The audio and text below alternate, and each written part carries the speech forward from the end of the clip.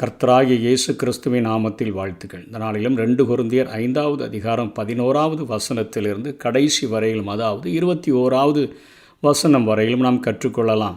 இந்த பகுதியிலே புது சிருஷ்டியாக மாற்றப்பட்ட பவுலினுடைய வாழ்க்கையும் பார்வையும் எப்படி இருக்கிறது என்பதையும், அதனைத் தொடர்ந்து ஒப்புர வாக்குதலின் ஊழியம், ஒப்புர வாக்குதலின் உபதேசம் என்ன என்பதையும் 21வது வசனத்தில் 4 மிகப்பெரிய சத்தியங்களையும் சொல்லி இங்கே இந்த அதிகாரத்தை பவுல் முடிக்கிறதை நாம் பார்க்க முடியும்.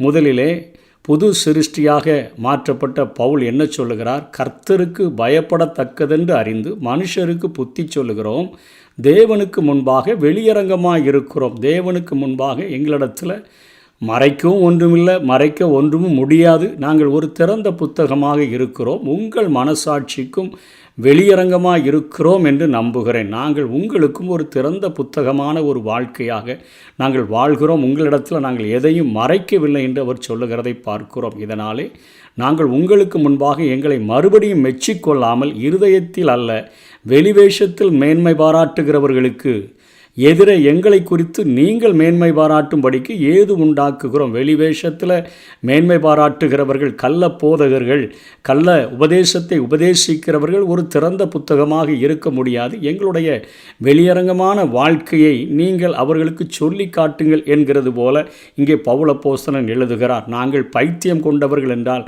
நிறைய பேர் எங்களை பைத்தியக்காரர்கள் என்று சொன்னால் தேவனுக்காக அப்படி இருக்கும். தெளிந்த புத்தி உள்ளவர்கள் என்றால் உங்களுக்காக அப்படி இருக்கும். அதாவது தெளிந்த புத்தி உள்ளவர்கள் என்றால் எங்கள் மூலமாக பிரசங்கிக்கப்படுகிற சுவிசேஷம் உங்களுக்கு பிரயோஜனம் உண்டாகும்படியாக இருக்கும் என்று இங்கே பவுல் அப்போஸ்தலன் சொல்லுகிறார். தன்னுடைய ஊழியத்தினுடைய ஒரு ஆணி வேர் என்ன என்பதை சொல்லுகிறார். புதிய சிருஷ்டியாக மாற்றப்பட்ட அவருடைய இருதயத்தில் கிறிஸ்துவினுடைய அன்பு எங்களை நெருக்கி ஏவுகிறது. ஏனென்றால் எல்லாருக்காகவும் ஒருவரே மரித்திருக்க எல்லாரும் மரித்தார்கள் என்றும், பிழைத்திருக்கிறவர்கள் இனி தங்களுக்கென்று பிழைத்திராமல் தங்களுக்காக மரித்து எழுந்தவருக்கென்று பிழைத்திருக்கும்படி அவர் எல்லாருக்காகவும் மரித்தார் என்றும் நிதானிக்கிறோம். எல்லாருக்காகவும், இந்த உலகத்தில் உள்ள எல்லாருக்காகவும் உலக இரட்சகராக அவர் வந்தது உண்மைதான், மரித்தது உண்மைதான். அதை யார் யார் விசுவாசிக்கிறார்களோ அவர்கள் எல்லாருமே மரித்தார் என்று நிதானிக்கிறவர்களாக, அவரோடு கூட பிழைத்திருக்கிறவர்களாக அவர்கள் மாற்றப்படுகிறார்கள் என்கிற சத்தியத்தை சொல்லுகிறதை பார்க்கிறோம். எல்லா மனுஷனுக்காகவும் இயேசு கிறிஸ்து மரித்திருக்கிறபடியினாலே, அந்த அன்பு எங்கள் இருதயங்களை ஏவுகிறபடியினாலே அவிசுவாசிகளுக்கும் விசுவாசிகளுக்கும் நாங்கள் பிரசங்கிக்கிறோம் என்கிற காரியத்தை பவுல் அப்போஸ்தலன் சொல்லுகிறார். ஆகையால் இது முதற்கொண்டு நாங்கள் ஒருவனையும் மாம்சத்தின்படி அறியோம். நாங்கள் கிறிஸ்துவையும் மாம்சத்தின்படி அறிந்திருந்தாலும் இனி ஒருபோதும் அவரை மாம்சத்தின்படி அறியோம். இப்படி இருக்க ஒருவன் கிறிஸ்துவுக்குள் இருந்தால் புது சிருஷ்டியாய் இருக்கிறான், பழையவைகள் ஒளிந்து போயின, எல்லாம் புதிதாயின. என்ன சொல்லுகிறார்? இப்படி இருக்க ஒருவன் கிறிஸ்துவுக்குள் இருந்தால் புது சிருஷ்டி, அவனுடைய பார்வையையும் மாறிவிடுகிறது. பழைய நாட்களிலே மாம்சத்தின்படி என்னுடைய பார்வை இருந்தது, கிறிஸ்துவையும் மாம்சத்தின்படி அறிந்தபடியினால் அவரை மேசியாவாக நான் ஏற்றுக்கொள்ள முடியவில்லை. என்னுடைய வாழ்க்கையையும் ஆவிக்குரிய நிலையில் நான் புரிந்து கொள்ள முடியாமல் ஒரு மதத்தினுடைய ஒரு முகமூடியை அணிந்தவனாக, மத குதிரையின் மேல் ஏறி பவனி வருகிறவனாக, ஒரு வேத போதகன் என்கிற ஒரு போர்வைக்குள்ளாக என்னை வைத்திருந்தேன். இப்பொழுது என்னுடைய பார்வை மாறிவிட்டபடியினாலே, கிறிஸ்துவுக்குள் இருந்தால் புது சிருஷ்டியாய் நான் மாற்றப்பட்டபடியினால் பழைய பார்வைகள், பழைய நோக்கங்கள் எல்லாம் ஒளிந்து போயின, எல்லாம் புதிதாயின. அதனால் நாங்கள் ஒருவனையும் மாம்சத்தின்படி அறியோம். நாங்கள் கிறிஸ்துவையும் மாம்சத்தின்படி அறிந்திருந்தாலும், ஏனென்று சொன்னால் கிறிஸ்து வாழ்ந்த நாட்களிலே பவுலும் இருந்தால், ஆனால் அவர்கள் சந்தித்ததாக எழுதவில்லை. கிறிஸ்து மாம்சத்தின்படி இருந்ததை அறிந்திருந்தார். இனி ஒருபோதும் அவரை மாம்சத்தின்படி அறியோம், ஏனென்றால் தேவன் எங்களை புது சிருஷ்டியாக மாற்றிவிட்டார் என்று சொல்லி, அதுக்கு அடுத்த வசனத்தில் இவையெல்லாம் தேவனாலே உண்டாயிருக்கிறது, அவர் இயேசு கிறிஸ்துவை கொண்டு நம்மை தம்மோடே ஒப்புரவாக்குதலின் உபதேசத்தை, அதாவது ஊழியத்தை எங்களுக்கு ஒப்பு கொடுத்தார். தேவன் தன்னுடைய குமாரனை இந்த உலகம் முழுவதிலும் உள்ள மக்களின் பாவங்களுக்காக மரிப்பதற்கு அனுப்பினார். தன்னுடைய ஊழியக்காரர்களை மரித்த இயேசு கிறிஸ்து மரித்து அடக்கம் பண்ணப்பட்டு உயிர்த்தெழுந்து இன்றைக்கு பிதாவின் வலது பாரிசத்தில் வீற்றிருக்கிறார். அவரை விசுவாசிக்கிற ஒவ்வொருவரையும் அந்த நித்திய வாழ்க்கைக்கு நேராக அழைக்கிறவராக இருக்கிறார் என்கிற சத்தியத்தை தன்னுடைய ஊழியக்காரர்களை அனுப்பி சொல்ல வைக்கிறார். குமாரனை மரிப்பதற்கு அனுப்பினார், தன்னுடைய ஊழியக்காரனை மரித்த கிறிஸ்து உயிரோடு கூட எழுந்த கிறிஸ்துவை பிரசங்கிப்பதற்கு அனுப்பினார் என்கிற காரியத்தை சொல்லுகிறார். ஒப்புரவாக்குதலின் ஊழியத்தை எங்களுக்கு ஒப்பு கொடுத்தார். ஒப்புரவாக்குதலின் ஊழியம் யார் கூட ஒப்புரவாக்குகிறார் என்று சொன்னால், பாவம் ஜனங்களை தேவனுக்கு எதிரிகளாக மாற்றிவிட்டது. அதை ரோமர் 5:10 கொலோசியர் 1:21 காண முடியும். பாவத்தின் காரணமாக தேவனுடைய கோபம் அவர்கள் மேல் இருந்தது. எதிரிகளாய் மாற்றப்பட்டார்கள்.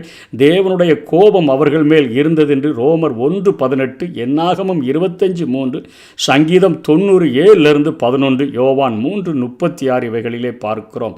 அவைகள் தேவனிடத்திலிருந்து அவர்களை பிரித்தது என்று சொல்லுகிறார். கிறிஸ்துவை கொண்டு தேவன் ஜனங்களை ஒப்புரவாக்கினார். எபேசியர் 2:16 பார்க்கிறோம். கொலோசியர் 1:20-22 வசனங்களில் அப்படி செய்த பின்பு தம்முடைய ஊழியர்களை இந்த நற்செய்தியை அறிவிக்கும்படி அனுப்பினார். இதுதான் ஒப்புரவாக்குதலின் உபதேசம், ஒப்புரவாக்குதலின் ஊழியம் என்று பொருள்படக்கூடியதாக இருக்கிறது. பாவம் செய்த மனிதன் எதிரியாக மாறிவிடுகிறான். அவன் மேல் தேவனுடைய கோபம் இருக்கிறது. அவன் தேவனிடத்திலிருந்து பிரிக்கப்பட்டவனாக காணப்படுகிறான். அவர்களை தேவனோடு கூட கிறிஸ்துவின் மூலமாக, கிறிஸ்துவின் இரத்தம் உன் பாவங்கள் எல்லாவற்றையும் அது செவேரென்று இருந்தாலும் அதை கழுவி பஞ்சை போல வெண்மையாய் மாற்றிவிடுகிறது என்கிற சத்தியத்தை சொல்லி அவனை தேவனோடு கூட ஒப்புரவாக்குகிற ஒரு ஊழியத்தை தந்தார். அதை நவனில் தேவன் உலகத்தாருடைய பாவங்களை எண்ணாமல் கிறிஸ்துவுக்குள் அவர்களை தமக்கு ஒப்புரவாக்கி ஒப்புரவாக்குதலின் உபதேசத்தை எங்களிடத்தில் ஒப்புவித்தார். நீ மரிக்க வேண்டிய இடத்துல, உன் பாவத்துக்காய் நீ தண்டனையை செலுத்த வேண்டிய இடத்துல, பாவத்தின் சம்பளம் மரணம் என்று சொல்லப்படுகிற அந்த இடத்துல கிறிஸ்து மரித்தபடியினாலே கிறிஸ்துவுக்குள் அவர்களை தமக்கு ஒப்புரவாக்கி ஒப்புரவாக்குதலின் உபதேசத்தை எங்களுக்கு ஒப்புவித்தார் என்று பவுல் சொல்லுகிறார். ஆனபடியினாலே தேவனானவர் எங்களை கொண்டு புத்தி சொல்லுகிறது போல நாங்கள் கிறிஸ்துவுக்காக ஸ்தானாதிபதிகளாக இருந்து தேவனுடைய ஒப்புரவாகுங்கள் என்று கிறிஸ்துவின் நிமித்தம் உங்களை வேண்டிக் கொள்கிறோம். அதாவது கிறிஸ்துவை மரிப்பதற்கு அனுப்பினது போல கிறிஸ்துவை பிரசங்கிப்பதற்காக ஸ்தானாதிபதிகளாக ஆண்டவர் எங்களை அனுப்பி இருக்கிறார். அம்பாசிடராக எங்களை அனுப்பி இருக்கிறார். அனுப்பப்பட்டவர்கள் என்கிற அர்த்தத்தில் உள்ள அந்த வார்த்தையை இங்கே பவுல் உபயோகப்படுத்துகிறார். கடைசியாக ஒரு 4 பெரிய சத்தியங்களை சொல்லி அந்த வசனத்தை முடிக்கிறார். நாம் அவருக்குள் தேவனுடைய நீதியாகும்படிக்கு பாவம் அறியாத அவரை நமக்காக பாவமாக்கினார் என்று சொல்கிறார். இந்த வசனத்தில் 4 பெரிய சத்தியங்கள் காணப்படுகின்றன. கிறிஸ்து பாவம் இல்லாதவர், யோவான் 8:46, எபிரேயர் 4:15, எபிரேயர் 7:26, 1 பேதுரு 2வது அதிகாரம் 22ஆம் வசனத்தில், 1 யோவான் 3:5 பார்க்கிறோம். பாவமில்லாத கிறிஸ்து இயேசு என்று சொல்லி பாவமில்லாத அவரை தேவன் பாவமாக்கினார் என்று 2வது சத்தியம் சொல்லப்படுகிறது. உலகத்தின் பாவத்தை அவர் மேல் சுமத்தினார். அதன் குற்றத்தையும் தண்டனையையும் இயேசு கிறிஸ்து தாங்கிக் கொண்டார்.